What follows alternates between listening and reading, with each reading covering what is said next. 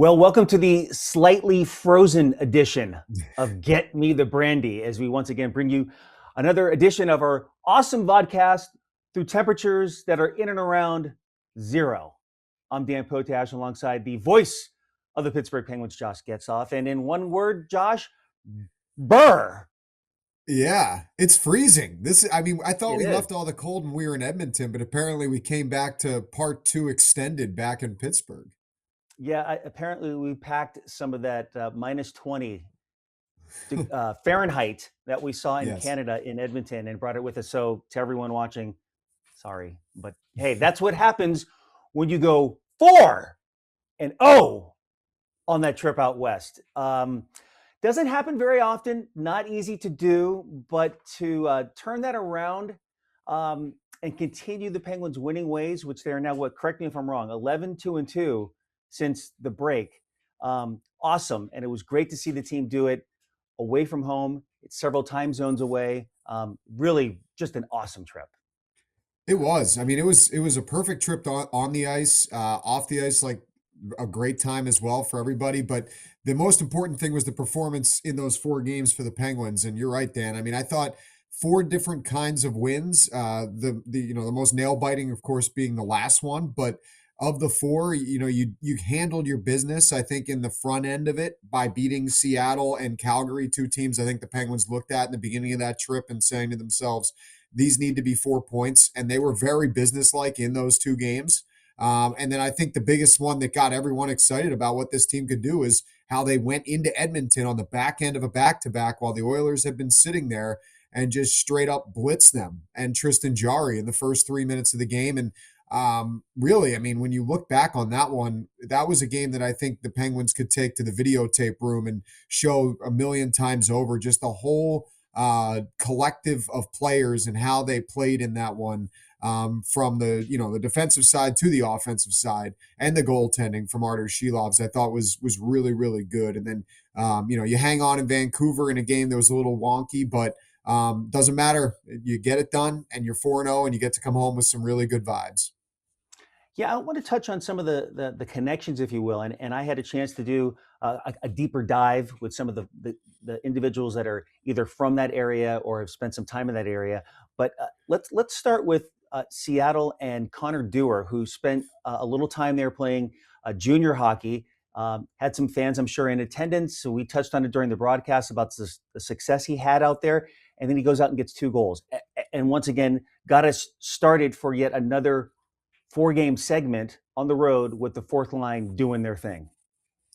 Yeah, that was pretty cool. Yeah, I know. And by the way, great storytelling by you as always, Dan, in those situations. No one does it like Dan Potash, but Yeah, Connor Dewar, that was cool. The shorthanded goal ends up being a huge. Yeah, I see you patting yourself on the back. I Connor am. Dewar Yep, should be yep. patting himself on the back. He was You probably should. feeling pretty good, going back there to Washington State and then scoring a couple big goals. And obviously, as you mentioned, being a big part of that victory. But you're right. That line, I feel like it's just kind of now, in the beginning of the year, it was these guys are really impressive, they're fun to watch, and now it's like these guys are as integral as any three players when they're together in the Penguins lineup. You could stack them up importance wise and how Dan Muse utilizes them. And I thought that game was a perfect example. I felt like in the Vancouver game at the end of the trip, there were a couple shifts they gave the Penguins to steady things out, as well as when it went back and forth there in the third. So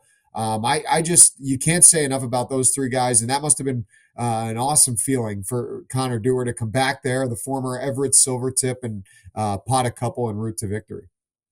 How about the switch that we saw by Dan Muse and company? The fact that we thought we would see Stuart Skinner in Edmonton and Artur Shilovs in Vancouver, no. Now both are recognized. Stu had a chance to say hello during the game. So did Brett Kulak for their play as former Oilers. And Shilovs got a little recognition as well, not only being a former Canuck, but then winning the Calder Cup for their AHL affiliate. But it was kind of unique that that there was a switch there. The end result was great because there was a victory, but it was kind of like we all got ready for, okay, here we go. And that didn't happen. It was kind of suspenseful. Yeah, I'll be honest, I'm sure you felt the same way when we were at the morning skate in Calgary on Wednesday morning, I guess that was. You're just kind of assuming that Stuart Skinner's going to get Calgary because that also Yeah. was how the rotation was going. Or Right. what am I thinking? Artie Shelov is going to get Calgary. Stuart Right. Skinner's going Right. to get Right. Edmonton. And then when they did an optional skate and Stuart Skinner wasn't out there, you're kind of like, okay, well, I guess he's going to play in Calgary. And it worked out. I do wonder, Dan, like if they hadn't already played each other, and that game obviously was not a good game for the Penguins or Stuart Skinner, that first game against the Oilers. But I do wonder if they hadn't played each other and that was the first time, if maybe Skinner gets that game. But quite honestly, the Penguins don't really owe it to anybody to try to do, nice little sidebar stories within the game. I know Dan Muse has had attention to detail for that this year with a lot of guys in a lot of different places getting opportunities or maybe a start for an opening faceoff or something of that nature. But right now, they're trying to stack points. And if he felt like the best way to do that was to give Skinner the Flames, Shelov's the Oilers, and Skinner the Canucks, then, I mean, based on his track record this year through 51 games, you can't really disagree with him because there's been times where the rotation seemed like, okay, it's maybe time to stop this. He's rolled through with it, and they continue to win and stack points together. So, yeah, it was a bit of a surprise. I think anybody would probably agree with that, but it worked, and that's all that matters. True. And I want to touch on the Calgary game with Ben Kindle's connection there in just a moment. But first, let's talk about his real connection to British Columbia and the stop of Vancouver. And, Josh, you and I both love a good story. And the fact that Ben Kindle had not scored a goal in 18 games going into that contest, obviously, you have to think he's feeling all kinds of emotions. He's got 185 to 200 members of his family and or friends in attendance for the game. Scores 2 goals. I breaks the goalie cam, or at least we think he broke the lens at least. I mean, again, you could not write a better script for this young kid, and it was just so cool to watch that unfold. I mean, he already was probably out. I don't even know how much money with 100 and what? How many people were in that suite? A lot. Yeah, like 180 something, I think you said, or 190. I Yeah. don't even remember. It was a massive Yep. number. So he has all those tickets, which I'm sure were not all out of his pocket, but probably a lot. And then he has the camera and the net to replace too. So he's playing for free probably through the rest of this season. But in all seriousness, he was that was as cool as it gets. To score once probably was just a good storyline, but to score the second goal, which ends up being the game winner, which, by the way, is the first of his career, to Yeah. come in BC and in Vancouver. How cool is that? I mean, his whole family was there. I saw the shots we had of the suite, and then I think the Penguins put something out afterwards of Steve Kindel, Ben's dad, kind of going through the suite and introducing a lot of people to the family members that were there, and Yep. I think one guy predicted before the game that he was going to score a goal. So just cool. Like it had to have been a really really special day for all of them, and for Ben in general, just like a little bit of a homecoming through a couple stops of his life in that road trip, and capped it off with 2 goals and a win. Yeah. So you touched on the homecoming for him, not only in Vancouver, but if I can go back to Calgary real quickly, and I had a chance to spend a little time with his billet family in Calgary, and again, I understand what the whole process is like for a lot of young hockey players that come through the system in Canada, for example, and they have to leave home because their play has reached yet another level. They go to a junior team. Some are further away from home than others. Calgary is not that far from Vancouver, I understand, but he was 16, Ben Kindle, when he left home 2 years ago. That could be challenging, right? I'm sure it's challenging here in the States, for example, for someone who graduates high school and then goes cross country or away from home for college. I mean, yes, it's exciting, but you're growing up. And I had a chance to meet both Kevin and Christy, who are his billet family, mom and dad, and they had nothing but great things to say, which I expected, but they talked about the fact that he was never homesick. I mean, he understood this was the next step for him and embraced it. They, as billet parents, do the best to make things feel at home for him, and he was great. He cleaned up after himself. Took care of his studies. Was very polite with working with the Heroes program that Kevin has that we'll get into in the feature we'll have on Inside Penguins Hockey, where he works with a lot of children that are playing the game of hockey. And it was really cool to see them watch another person that had come through their home take that next step. And I thought it was really cool when they took me through like a storyline back when the Penguins were in training camp, which again was Ben's first training camp, and they were watching some of the preseason games, and he had a big preseason. That was the first time we were like, okay, this kid could be special. And Kevin looked at his wife and said, "Oh, he's not coming back. Look what he's doing. He's not coming back." And he was right. So Yeah. this was the first opportunity for them to see him. We also met his special fan, Catherine, someone who is dealing with Down syndrome, and just an absolute sweetheart. And she was running around the rink. You saw her in the seats, Mhm. yelling, "Ben Kindel, Ben Kindel," and they got a chance to get together after the game. And it was really cool. So I really look forward to telling that story, to share that experience of what it was like to watch Ben grow up for those 2 years in junior. And then in Edmonton, I had the opportunity to catch up with Stuart Skinner's old goaltending coach, Dustin Schwartz. And it wasn't just his goaltending coach in Edmonton when he was with the Oilers. They actually met in Edmonton before uh, Stuart was drafted by the Oilers, and they've Hmm. stayed together working in the summer mostly.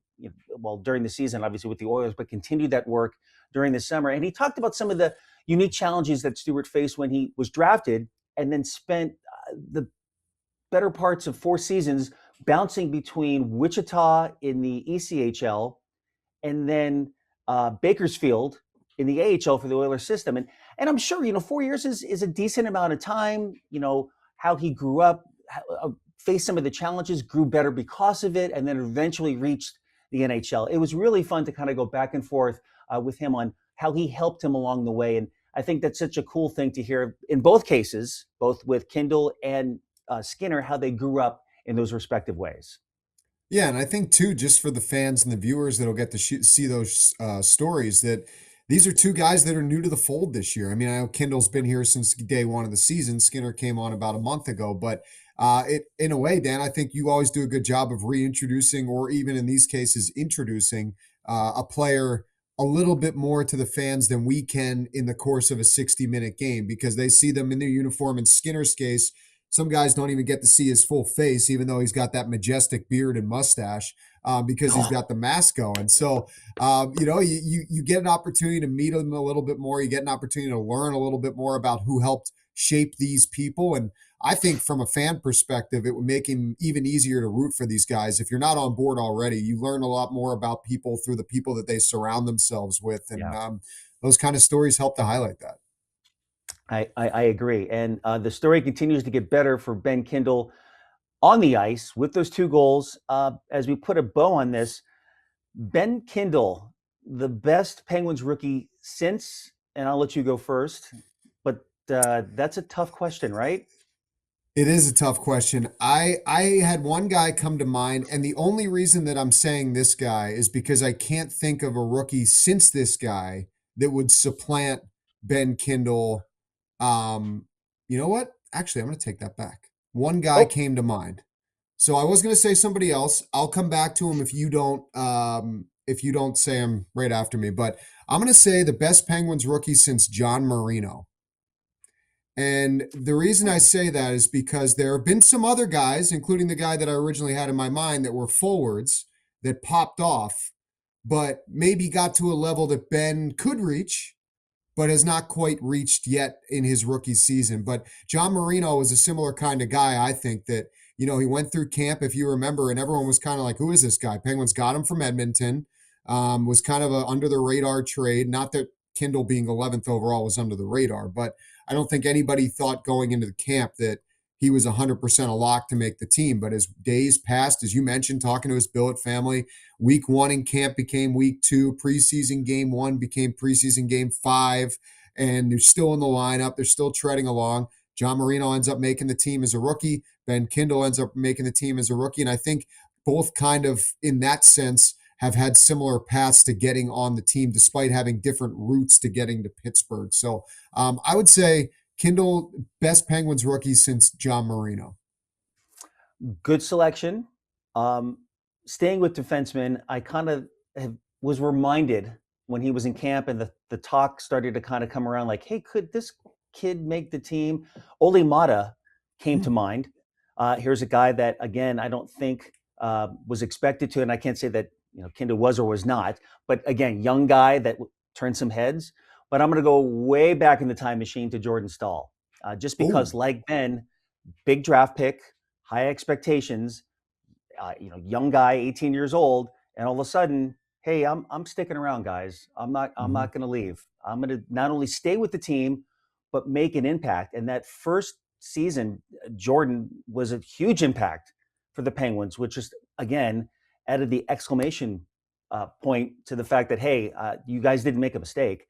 I can play, and this is why. So again, two different types of players. I understand that, but the fact that we're seeing what Ben can do at such a young age, and he has a lot to learn. And he'll be the first to admit that.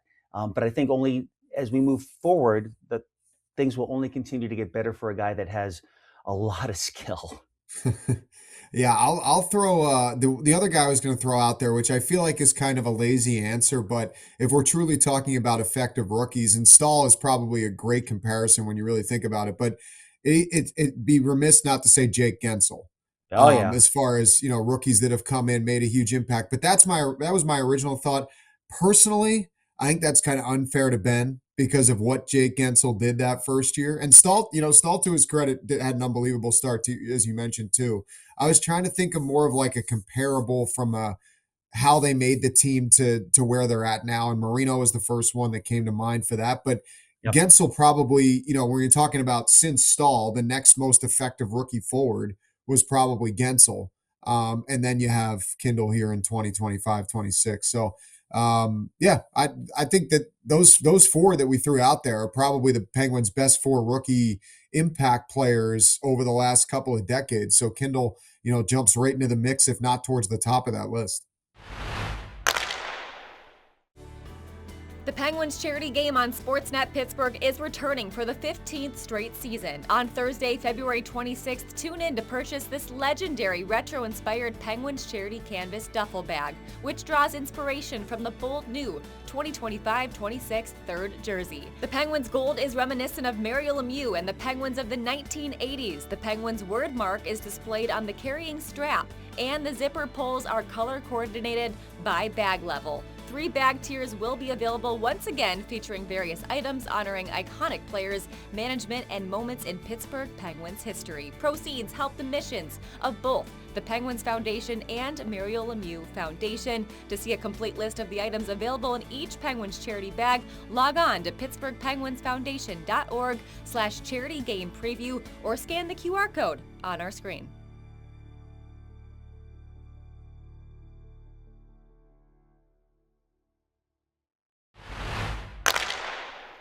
Let's segue into the next topic because Rust and the Penguins ended that 4-game trip in Vancouver, and it was at the end of the game on Sunday in which Rust was involved with a hit to the head of Brock Besser, and I can't say we didn't think much of it at the time, but it became an issue. The NHL also reviewed it, and we learned on Tuesday that Rust would be suspended for 3 games. That's a big blow to the Penguins' offense.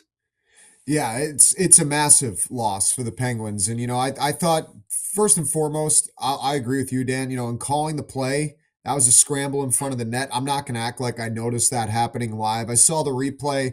There is contact there. It is what it is. As Dan Muse said, the league has a lot going on as far as reviewing these things.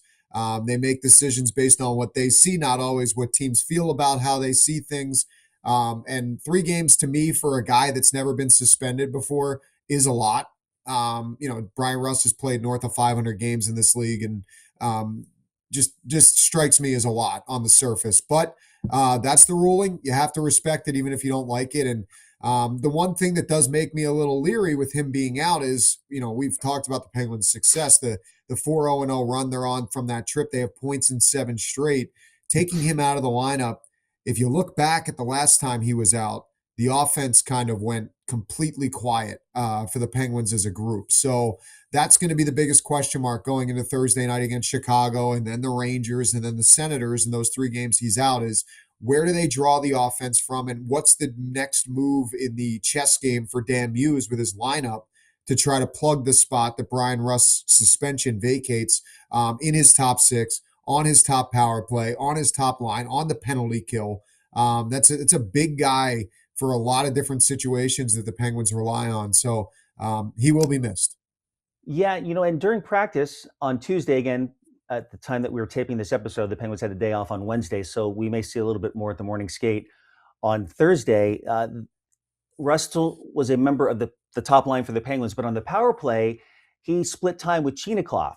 So, you could replace him on the power play, but which line do you want to break up when it Yeah. comes to the even strength situation? Because one of the things we talked a lot about throughout the road trip was that the Penguins really rolled 4 lines effectively, and they were able to spread the wealth on all 4. And you hate to change that, but now you don't have a choice. And you're right. During that brief stint when Rusty was out earlier this year, they tried different players. Well, now those players have found a home on other lines. So I know it's part of the challenge of a long season, but I want to see how this unfolds, because you don't want to mess things up, but you have to Yeah. change things up. Yeah. I mean, yesterday's practice probably wouldn't give any credence to what my thought would be on that, but I know it didn't really work extremely well. But at least for tomorrow night, I would bump Kindel up with Crosby and Raquel and move Kevin Hayes right in between the 2 big guys and just have that be the line, because Hayes is your extra forward right now. So unless the Penguins Yep. make a roster move between when we talk about this right now and they hit the ice Thursday night, it's the only logical thought is that he's going to plug and play. Unless they did 11 forwards, 7 defensemen, which Dan Muse has never done before, and I don't think is going to experiment with that right now when he has an extra forward at his disposal. So that's my thought. I don't think you're bringing Kevin Hayes in the lineup not to play center, which would force one of those guys, to move to the wing. Maybe it's Tommy Novak. That would stink, quite honestly, because I think that line's been really good. That's Really why good. that's why I think Kindle's probably your best option, and he's riding a little bit of a high after that last game. Like, maybe give him a bump and see where he goes. But I'll be interested to see what Dan Muse has done. And I like I said to you earlier about the goalie situation with this guy right now, Coach Muse. I feel like it's hard to, even if you're like kind of looking at it tomorrow morning, if you and I are sitting next to each other and I'm like, I don't know about that. It's kind of hard to disagree with it, because the moves that he's made this year, he's pushed the right buttons and things have worked. So we'll see what happens. It also appears that we will have some movement as far as the defensive pairings are concerned. Tough luck for Jack St. Ivany. Here's a guy who battled injury to start the season, then had a little pause with another injury, and now he's out with a hand injury that's going to, I hate to say it, 8 weeks. Yeah. The guy has worked so hard and has played really well, especially when he's been paired with Ryan Shea. But first of all, let's talk about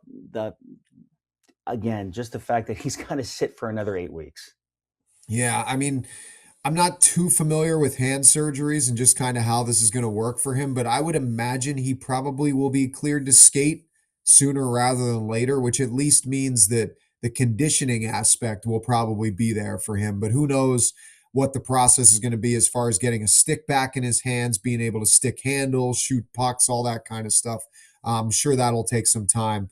The only silver lining here, Dan, and I don't think there really is much, and you're right, I feel for Jack. I mean, this guy, it's easy when you're around him to find every reason in the world to root for him. And he's given us every reason in the world to root for him. But he's unfortunately just had some horrible luck with injuries over the last couple of years that have kept him out of the lineup, whether it's been upper body, lower body, and a training camp this year. Just things that the timing of it is brutal. Like, he back-to-back 2-assist games, and then he gets hurt. You could feel him and Ryan Shea. Talk about pairings.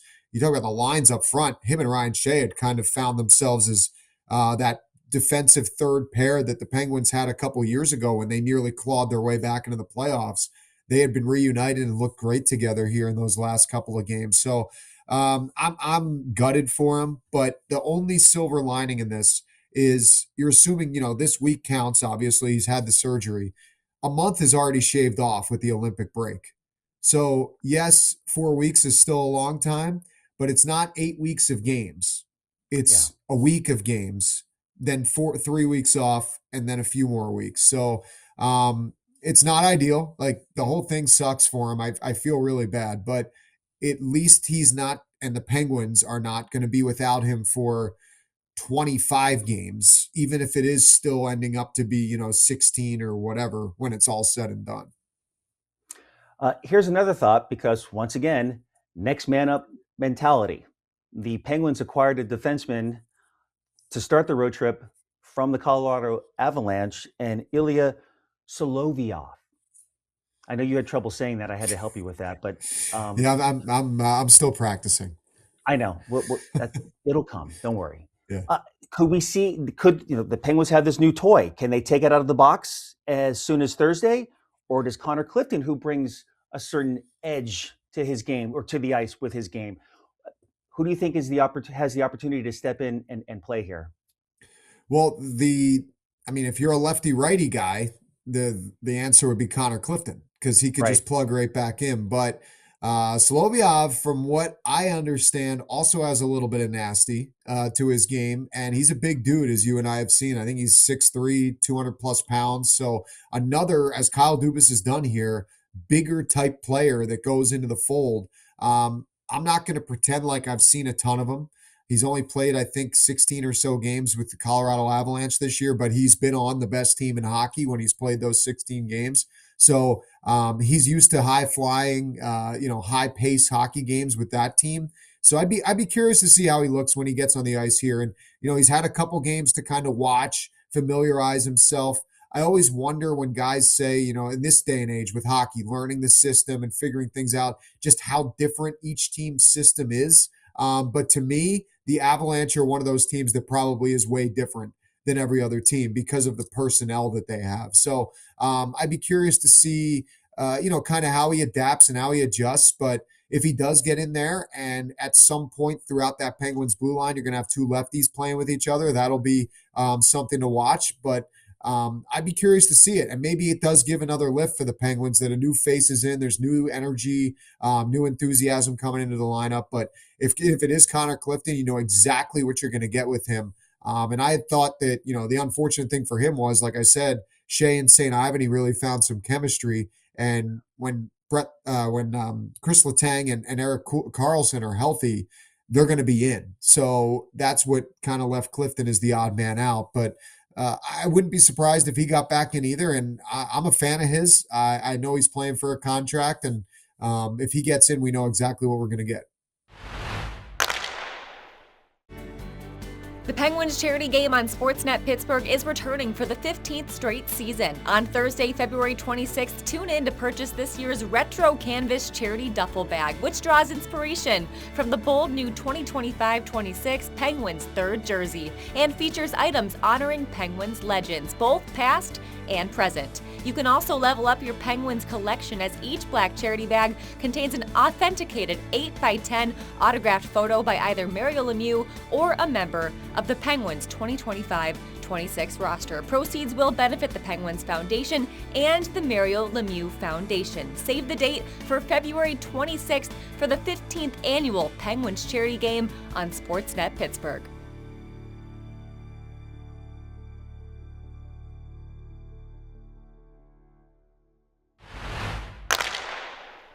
Just considering how well the Penguins have played defensively since the break, and our great producer Nick Belsky came up with some really good numbers in the last 15 games since the break. Goals allowed, first in the NHL at 2.07. Shots allowed, eighth in the NHL. The PK, third. They've done a lot of this again with Karlsson out of the lineup, Letang out of the lineup. Here comes St. Ivany with an injury. Other guys have stepped up. The goalies have done a wonderful job, obviously, over this recent stretch. What has changed for the Penguins leading to their success, maybe within their own defensive zone? You could look at a lot of different things because there's been a lot of change. Are they all just meshing at the right time? Is it maybe a little bit of a combination of the teams that they're playing and the offense that they are facing against those teams? I think it's a mix, but whatever the case is, you like what you see. Yeah, you do. Well, to answer your question, I'll start from the all the way back with the goalies. And this is no disrespect. This is just reality to Tristan Jarry and Alex Nedeljkovic last year that right now Stuart Skinner and Artur Shilovs are giving the Penguins way more saves. It doesn't matter when in the game it is, whether it's those saves in the first few minutes of the game, the Penguins give up some opportunities, whether it's those saves late to preserve a lead, they're getting them this year. They didn't get them last year. Like, that's just the reality. It is what it is. Anyone who watched those games could make that assumption. And that's been huge. And both of those guys obviously are feeling confident. I think two guys in my mind deserve a lot of credit here that are not going to be front of mind, but you and I both know that they're right there and right at the mix. Is first with the goalies is Andy Chiodo. He was the only guy, aside from Madison Nickel, the video coach, that stayed on from last year's staff to this year's staff. And he's now had to learn after probably feeling like, okay, I got a grasp on Artur Shilovs. I already know Tristan Jarry. And then Jarry gets traded. He's had to learn another brand new goalie and work with Stuart Skinner. And I think that his work with those two guys has been part of an unsung hero type situation for this team and how he's gotten them stabilized and the team as a result stabilized and playing really well. And the other guy is Mike Stothers. And I actually talked to Dan Muse about him on Penguins Game Plan. I know you've done some interviews with him on the bench. He is a character. He is a well-traveled veteran in this league. He's been around forever, recently beat cancer and was, out of coaching for a little bit because of that, has returned, has been, I think, a breath of fresh air for how that blue line has been run. And I think he keeps things loose, but I think Dan Muse, they have this approach of letting guys play through mistakes that they make, as opposed to just getting on the ice, being a little bit tentative that if they make a mistake, they're going to be riding the pine on the bench for the next couple shifts. And I think the other side of it is, I think this coaching staff's pretty honest with them that when you don't have a Chris Letang and you don't have an Erik Karlsson, there is not going to be any riding of the pine because everyone needs to just kind of focus on the next shift. Even if the previous one wasn't great, you need all hands on deck. And I think, whatever the messaging has been behind closed doors, it's been received throughout this group, but particularly on the back end. And it helps, right? Like Parker Wotherspoon career year, and he's been an unbelievable find from Kyle Dubas. Ryan Shea career year. St. Ivany is already having a career year. These kind of things matter and they go a long way towards confidence. And the other thing that I would say that might end up being one of the greatest things that Kyle Dubas has done this year. Now, we still have a couple months and you still have a month or so to the trade deadline, so we'll see what happens. But getting Brett Kulak in that trade with Edmonton was an absolute heist. I think this guy, the more that I watch him, the more I think to myself, why would you willingly trade this guy if you're Edmonton and you think you're going to contend for a Stanley Cup? Like, I understand he's at the end of his contract. He's a great skater. He's a great top four defenseman. He's a veteran. The immediate respect that he has in that room is impressive. I think he plays a stingy game, but he's got a little bit of snarl. And he's obviously shown he has a little bit of offensive aspect to his game as well, too. So I think he's kind of been a nice stabilizer, veteran presence in there when the Latangs and Karlsson were out of the lineup. But I do think that there's been a belief built to a point now that, whether it's fool's gold or what with some of these guys mentally, when they don't have their big guns on the blue line, they kind of think, okay, well, I can handle this. And for the most part, they have. And let's also remember that Kulak brings a little talent as far as the QB position on the power play, which came into play with Karlsson and Letang dealing with recent injuries. So there's that other added bonus as well. And I don't know if everyone is scratching their heads in Edmonton, but you're right. I think there's a belief here that, hey, thanks. We could certainly use this guy, and he's been very helpful so far. You mentioned the lefty-righty situation when it comes to bringing in defensemen and asking them to play on their offside, if you will. But the left side has been strong for the Penguins with Wotherspoon, Kulak, and Shea. What do you like about what they've been able to do from that side when allowed to play that side? Yeah, that's a microcosm of the Penguins season in general, Dan, don't you think? Yeah. Because if you and I, if we were talking in September with our producer Nick Belsky and we said, hey, we're going to be doing a Get Me the Brandy end of January, and the Penguins' left side of the defense is going to be Parker Wotherspoon, Ryan Shea, and Brett Kulak, where do you think we would have thought we'd be? Guess what? It would be interesting. Yeah, but that's my point. Career year for Shea, career year for Wotherspoon. Kulak's been an unbelievable ad. I think these guys have all exceeded expectations, as have the Penguins in general this year. But the thing that I really enjoy, and I'll go over all three. Like, to start with Wotherspoon, the Penguins, I think Andy Socher deserves a lot of credit in player development and targeting, as in pro scouting with the Penguins, because he kind of spearheaded the effort, as I understand it, to go after guys like Parker Wotherspoon and Justin Brazeau and Anthony Mantha, guys of that ilk this summer, who he felt like, especially with Wotherspoon, had just come off a year where they'd seen more usage and more opportunity than they ever had. I mean, if you go back last year, Wotherspoon's in Boston, Hampus Lindholm, Charlie McAvoy, both with long-term injuries. Even though the Bruins weren't very good, he bumps up in that lineup, sees a lot of opportunity, and I think as a result, starts to build a little more confidence. And, he gets a little bit of term here with the 2-year deal that maybe wasn't out there from other teams, and he's flourished. Ryan Shea has just slowly built. And I remember talking to Ryan in training camp, and you looked at that left side, as we just highlighted, that Penguins blue line. And I think he really understood, and I know the messaging was there from the management going into the summer, that you're going to have an opportunity to take a spot there, but you have to take it. It's certainly not going to be handed to you. You've been a 6th or 7th defenseman for a lot of your NHL career and floating in the minors prior to that. But if you want to be in, you can be in if you put the effort in and you make the commitment. And to his credit, as I understood it, there was maybe a week or two off last year after the season ended, and he was on the ice right away. And he hasn't really looked back. I mean, he's played every game, knock on wood, for the Penguins, and has been extremely productive. Another guy, like you mentioned with Kulak, Shea got some opportunity on the power play with Carlson and Letang out too. And Kulak I highlighted a little while ago, but I just can't say enough about how steady and sturdy he's been for the Pens.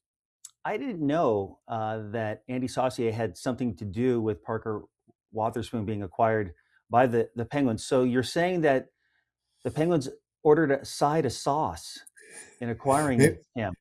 Yeah, maybe an extra side with all Extra the side players of they sauce. got. Yeah, That's right. Oh, I didn't know that. That's and it's funny because when Andy was in his previous role doing video, you used to see him all the time, and now right. not as much. And I bumped into Andy, his wife, and their children at a coffee shop here before morning skate, and I was like, well, wow, I can't believe the first time I've actually seen you this season in January is in a coffee shop, because he's now in this different role.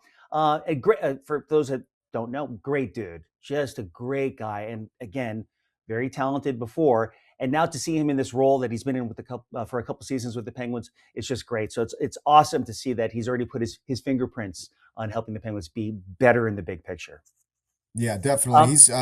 He gets a lot of behind the scenes credit, and I think the Penguins probably don't.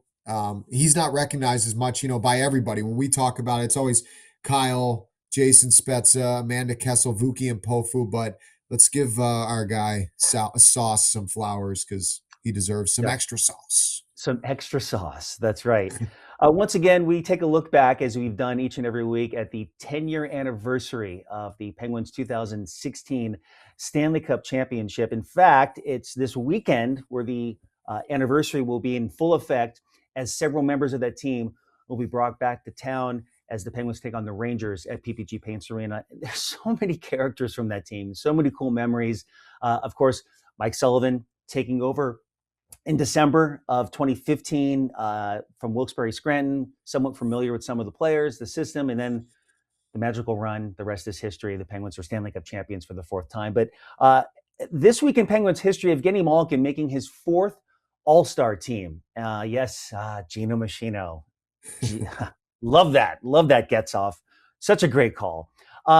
He's putting up All-Star-like numbers this season. And I'm just curious, do you think that if there were an All-Star game, that Gino Machino would have the engine running at the All-Star game with what he's doing on the ice. I think so. I mean, Yeah. with how it's been in the I'm trying to even remember the last All-Star games. It was 3-on-3, right? When they've done it these last Ooh. few. So I think maybe it was a couple players per team. Maybe some teams got more than a couple, but I mean, Sid would be there, slam dunk. And you could make the argument, honestly, that it could be Sid, Carlson, and Gino that could be there based on how the three of them have played this year. And I wouldn't argue. But Malkin, yeah, I mean, he's been right behind Sid as far as consistent forwards for the Penguins. What, 9 times in a game this year out of the 40 plus or whatever, 35 or so that he's played? He hasn't gotten a point. I mean, that's craziness with how consistent he's been, and how productive he's been, and how fast he looks. Like even in that practice when we were in Vancouver on Saturday before they played the Canucks Sunday, I'm just watching him moving around and thinking to myself, this guy he looks like I don't even know how to describe it. He just looks like he's totally flying out there, and not laboring or any kind of ailments that are holding him back. So yeah, it's been fun. I would put him on the All-Star team. I hope he plays even further this year. We'll see what happens. Yeah, I think correct me if I'm wrong, goals in the last 3 games of that road trip out west and a plus You're correct. 7. So he Woo. missed what 15 games and comes back like whoop, like no problem. Like he took Yeah. some time away, got healthy, came back and picked up where he left off. And I think that's a great uh, just because you've got a guy that's played 2 decades setting an example for some of the younger guys or the players like Chinikov who have come over from another team watching this guy go at his age. And Gino, doesn't speak to the media very often, but we see him behind the scenes and he is vocal. He does talk to guys in the room, on the ice, and so forth. And I think it's a great example of a guy who's spent a lot of time playing at a very high level, checking a lot of boxes, both with personal accolades and then what he's done with the team. And you can't tell me that young players can't look up and go, yeah, look at that. Yeah, I think his impact has been immeasurable, and I think honestly, like the success of the team is one thing, but all these guys are watching this success. They feel like they have a hand in it, but they still see the two big dogs at the top, kind of setting the tone, and as far as just how the team is run, but also how it's going on the ice with their production. So I can't say enough about how he's looked this year, and he's made it. I'm sure we'll have this conversation further down the line, but he's made it a very, very, very interesting conversation for whenever him, Kyle Dubas, and his agent get together, which we were told from Kyle was going to be sometime during the Olympic break. So that's coming. And I think Evgeni Malkin's going to sit down at that conversation and be feeling pretty good about the resume that he's put on the table as far as this year is concerned. Yes, he's got skills, and if you go to the All-Star game, you get a chance to take part in the skills competition. And for our viewers that don't know, Josh not only calls a great game, but plays a great game as well. Very skilled hockey player. I had a chance to first see you on the ice outdoors at Lincoln Financial Field, which, again, you being from that part of the state, had to be an absolute thrill for you to do. But I didn't know that you were such a good hockey player. So I'm going to put you on the spot. If you were taking part in the skills competition, what would be your skill that you would like to showcase?